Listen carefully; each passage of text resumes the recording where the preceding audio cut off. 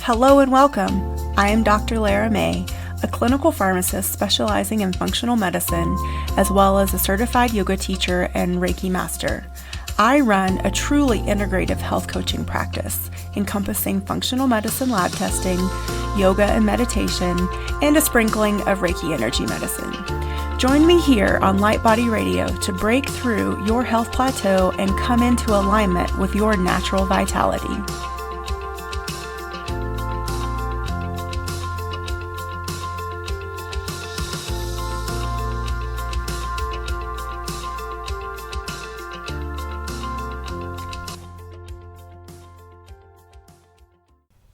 Hello and welcome to another episode of Light Body Radio. I am your host, Dr. Lara May, and I am excited that you've chosen to spend some time with me today. And so today I want us to talk about cultivating self-love, and I also want to talk about that in the context of our own body image, and maybe some of us are struggling with body dysmorphia. And this is definitely something that is very personal to me. I had a sort of a setback, reset, throwback to like personal body image issues that I had back in high school, and I had almost like a relapse of that over this past Mercury in retrograde. And of course, that's what Mercury in retrograde is all about, right? It's like bringing up issues that we still need to clear or maybe learn more about. And so I was kind of taken aback because I've done a lot of self-work in terms of, bringing self-love into my life and doing, I did Gabby Bernstein's Judgement detox, and that is work that I do on a consistent basis because, we all have judgment that comes up in all different size, shapes, and forms. And this, I was having a really hard time judging myself and, trying to figure out what was going on and how I was going to deal with it. And so at the time, I was able to talk with my sister about it, and she's a personal trainer, and she and I were both raised as athletes and still are athletes today. So it was interesting to talk to someone that has known me so well, obviously my whole life, and talk it through with that person, but also talk with some friends and sort of get their take on and how they approach it and when the struggle comes up. Because I think definitely as females, this is something that we've all struggled with at some point in our lives.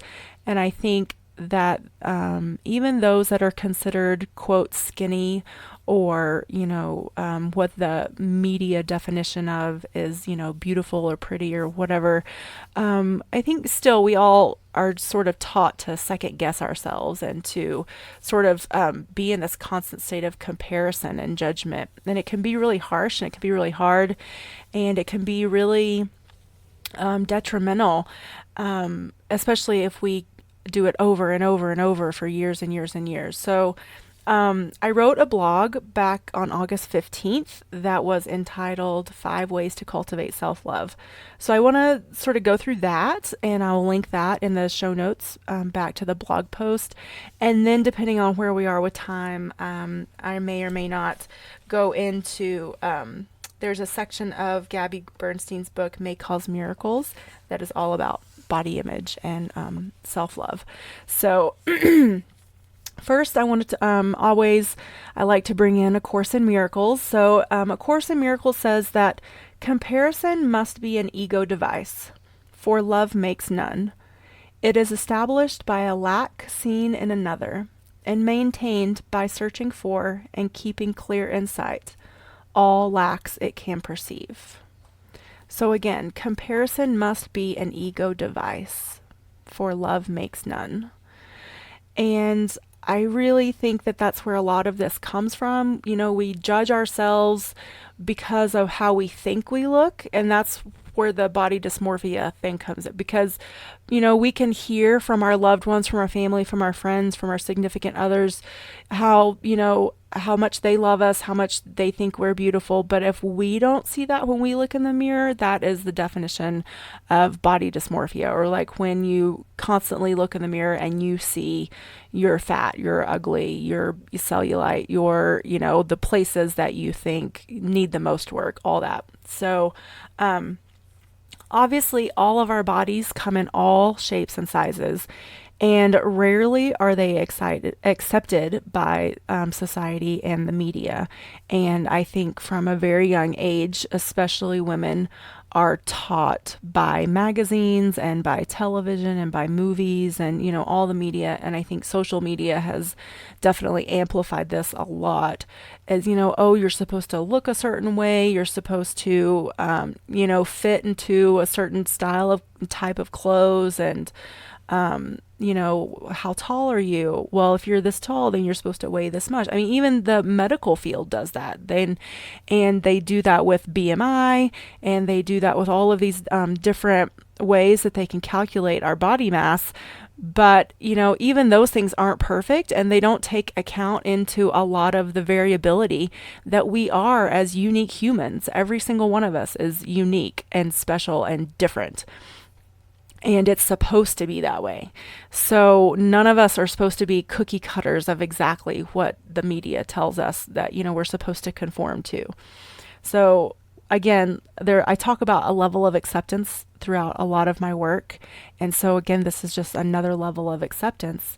And too many of us are so self-conscious and so self-critical and focusing way too much on our flaws. And like I said, I definitely can be a victim of this. And I say victim because it's definitely something that we have to learn to overcome. Now, we don't have to continue to be victims, and I don't think that we should be victims, but I think if you've gotten to, past the age of 25 in life and you've never looked at yourself in the mirror and had a judgmental thought, then I want to talk to you because that is amazing. And I just don't think many people in general, even men, have gotten through life without judging themselves based on a definition that we've been told how we're supposed to fit into a certain form or conformity. So the worst thing we can do is make comparisons and assumptions about ourselves and others. And when we judge others and we judge ourselves, we are really just projecting our own self-judgment onto someone else. So even if, you're sitting with your girlfriends at lunch or brunch or something and you see someone walk by and you're like, oh my God, what is she wearing? Or, or I don't know, something like that. That is judgment. And really all we're doing is projecting how we feel about ourselves onto that person. So we really need to, keep that in check and be aware that how we're using judgment in our lives. We all need to learn to love who we are because we are all unique and there is no perfect body and there's no perfect person. And another quote from A Course in Miracles states that judgment is, quote, confused with wisdom and substitutes for truth. It is through our perceptions and judgments that we create the world we see around us. Whether that be positive or negative, again, it is through our perceptions and our judgments that we create the world we see around us. So I think that's huge. And because we can choose to make the choices and to think the thoughts that we think. And, those things create our perceptions, which then create our reality. So this week, I encourage you to start being intentional about seeing yourself and others through the lens of compassion, love, and non-judgment. And so I want to go through 5 ways to help you with that. But like I said a little bit before, a couple weeks ago, I was having sort of a crisis of self, and my husband and I were getting ready to go somewhere, and the first pair of jeans I put on didn't fit. And I was like, oh, okay. So I grabbed, like most women, how many pairs of jeans do we all have? I probably have way too many. But anyway, so I went through 2 or 3 more pairs of pants and none of them fit, and all of a sudden I went into a panic and this cycle of, oh my God, I'm so fat, I must have gained weight, why don't these fit, what is wrong with me, what have I done, what have I been doing, what can I do right now to find clothes to put on to get out of the house, and all of these things. And I'm sure this is something we've all been through. And for I'm definitely a student of A Course in Miracles. I'm a student of self-improvement. And, this is something I deal a lot with my clients as well. So I don't want you guys to think that, oh, she's a health coach, she's a, functional medicine specialist, she's this, that, or the other thing, so she must not deal with or go through any of this stuff. Like, no, no, no. I am right there in the weeds with the rest of you. And of course, it comes in cycles. Sometimes I feel really great in my skin, and I am at a place of acceptance and love with my body. But at this point, I definitely was not. And, to the point where I even went out the next day and bought some new clothes that fit. So, but even that action of going out and going to find clothes that I felt good in, I think that is something that we should all think about too, because, our bodies, especially female bodies, change with each cycle of the month. And that was definitely contributing to the way my body was fitting into the clothes of that moment. And so I just needed to go and find clothes that fit. And I didn't spend a ton of money, but I just needed to have something that would help me reframe instead of feeling uncomfortable and, feeling like bulging or fat or whatever, finding clothes that you're comfortable in. So that's something that I think we should all, again, instead of like shopping for clothes that are a certain size or that we think we should be in, or that, where we think we should be, which are all just forms of judgment. We just need to find something that we feel comfortable in, that we feel beautiful in, because once we start to feel beautiful and feel love for ourselves and feel comfortable, then that is what is going to reflect out and show to the rest of the world. And that is how other people are going to receive us as well. So the first step in these steps to building more self-love, and I talked about this a little already, is to stop comparing yourself to others. And again, I think all of us need to remind ourselves on a daily basis, the most important thing you can do for yourself to start loving yourself more is to stop comparing your body or your habits to someone else's. Comparison only leads to self-deprecation, jealousy, and envy. And at worst, if it keeps going, even maybe self-loathing. You will never be happy with yourself if you constantly compare yourself to everyone else. We all have flaws. And even they, some of the most beautiful celebrities that you think might be beautiful and perfect, they all have flaws. And they all have Photoshop and airbrushing that is done for them. So they're not visible to you, but the flaws are there. And we are all made differently, and everybody has their own definition of beauty. We also all have an internal dialogue, and we have no idea what other people are saying to themselves in their own heads. And honestly, they're probably being just as harsh and judgmental and mean to themselves as we are. If we have that cycle, then other people have it too. So I think that we should, again, be reminded with this stopping of the comparison to also stop with the deprecating self-dialogue. And every time we say a thought or think a thought or, catch ourselves, we have to stop and choose again and immediately respond with something of love and acceptance and gratitude. So we can change how we perceive ourselves. But in order to love yourself, you must change your perception of yourself. And again, this is a deliberate choice that you can make. You do not have to fall victim to what mainstream media says we should, look like and do and fit into. So say positive things to yourself and about yourself, and keep saying them until you actually start to believe them. And so this might take a little while, and again, it's a practice, and that's okay. The proof that this works is because the practice is how you start to dislike your body in the first place. That is also taught, because we get to this point of self-loathing and dislike and judgment because we've heard it so many times for so many years.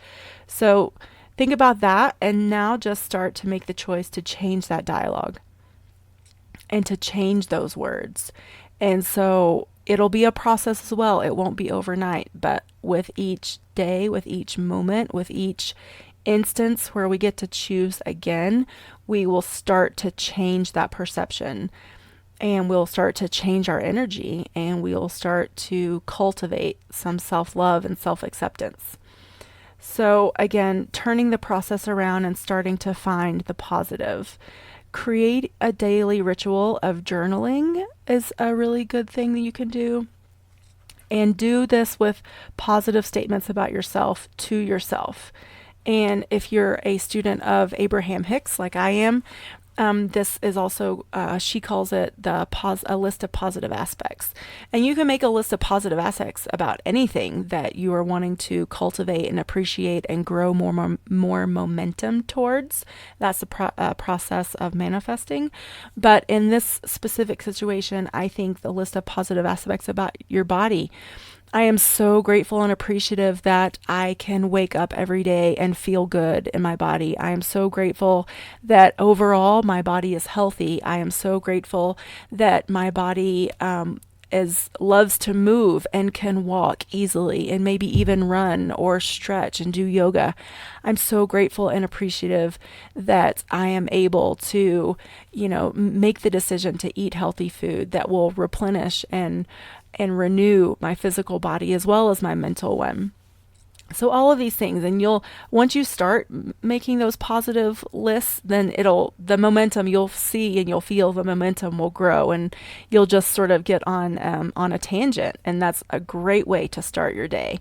And it's even a good way to end the day, but it's definitely a great way to start your day, and Abraham talks about pre-paving, so it'll set you up to be in that high vibing place for a longer part of the day, hopefully the whole day. But there's things that come on and sort of like throw us off that high flying disc. But again, so getting in the habit of making your list of positive aspect statements about your physical body and about your emotional and self-dialogue. All right, so the next aspect of this is to start moving more. And again, we're all different. We're all at different places. Some of us are athletes. Some of us were athletes and aren't anymore. Some of us are striving to just get in better shape or just to move more. Maybe some of us have desk jobs and we find ourselves sitting at a desk for 8 to 10 hours a day. And so just making the commitment to move more throughout the day. If you can set aside and exercise first thing in the morning before you start your day, that's fantastic. It doesn't have to be grueling. It can be yoga. It can be stretching. It can be walking, riding your bike. It doesn't have to be, again, anything crazy. Just get moving. Dancing, any physical activity is a great way to learn to love your body. And again, Tony Robbins talks about his, I think he calls it his hour of power in the morning. And it's where he combines mantras and positive things to say with the movement. And I will say that I've tried this 2 years ago when I started training for half marathons and 10Ks, and I was even thinking about doing a triathlon, but I had to overcome this mental block for running because at the time I hated it. But in order to be obviously a successful triathlete, you have to run. So I found this tool that he called his hour of power, and I'm sure you can find it online if you Google it, and there's a little script, but you can make up your own. And for me, it was just it was part of my warm up. So I would start that out when I was walking, and then I would do it while I was stretching, and then I would say the things while I started jogging, and then throughout the workout, whether it was like an interval run or a long run, if I started to have that dialogue of, oh, this hurts, or oh, I hate this, or oh, this sucks, I would immediately change it and stop myself and start with the motivational dialogue of, my body feels great, I feel strong, I feel alive, I'm out in nature, it's beautiful, so all these things. So the idea is to start moving more. And last week's podcast was all about motivation. And so I think this is also will help us be motivated if we incorporate positive mantras with it. And so maybe, you just Google like positive exercise mantras, and, I'm sure you'll find some lists out there, and just, repeat the ones that gravitate to you. I think the one that Tony Robbins uses, but I'm not sure, is like, I am strong, I am powerful, I am excited, I am motivated. And, and you can incorporate that into whatever activity you're doing. And just keep saying it, and you'll notice that your energy will come up and you will be more motivated to both start and keep going with the exercise. And so another aspect of this is do what's fun for you. If you hate running like I did, maybe that's not where you should start unless you have a goal to reach and you want to break through. Like I had a very specific goal to break through this mindset block that I had with running, and I did it, and now I love it.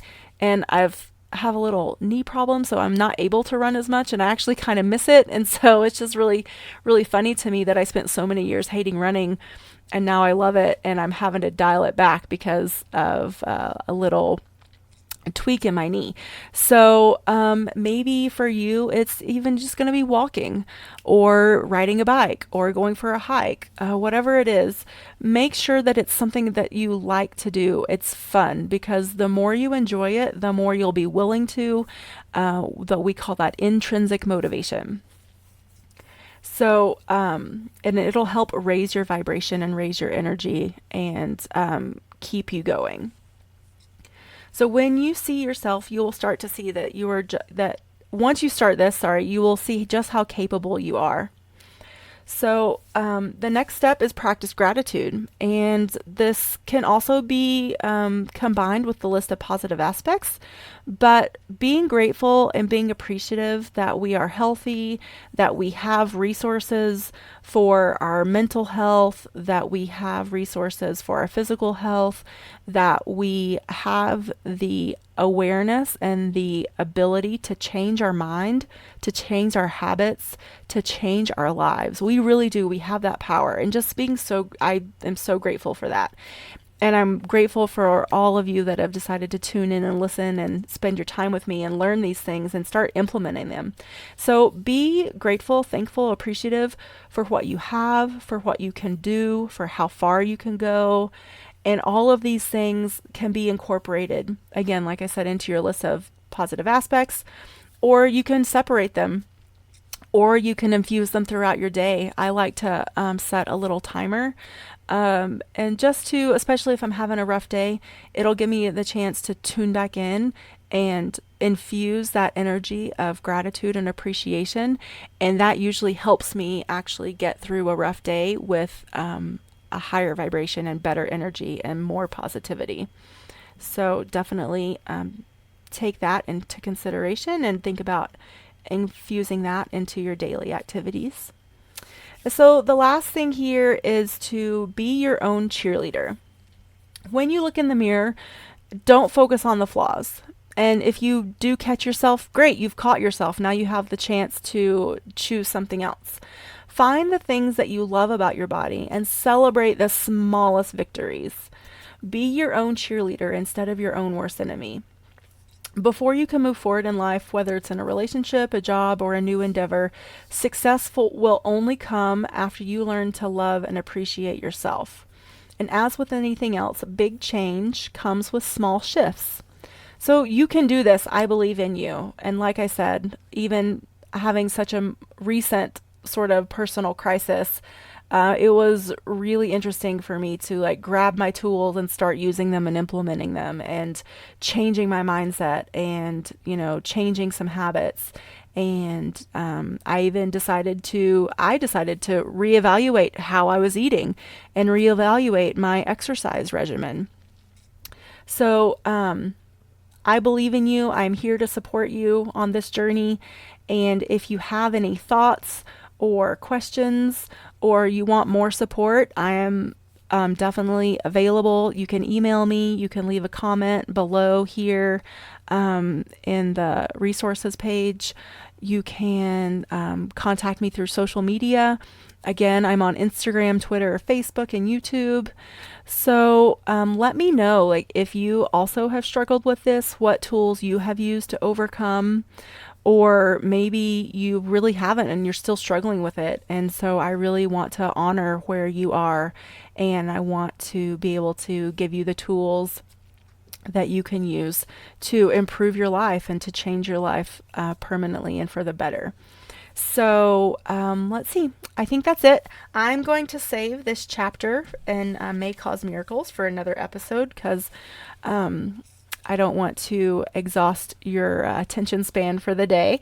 And it's a great chapter, and I want to be able to dedicate plenty of time to it. So anyway, I will link back to this original blog post in the show notes as well, so you have that. And I hope you guys have a fantastic week, and definitely let me know if there are things that you'd like to hear more of, different. I am always open to feedback, and I hope you have a fantastic week. Namaste.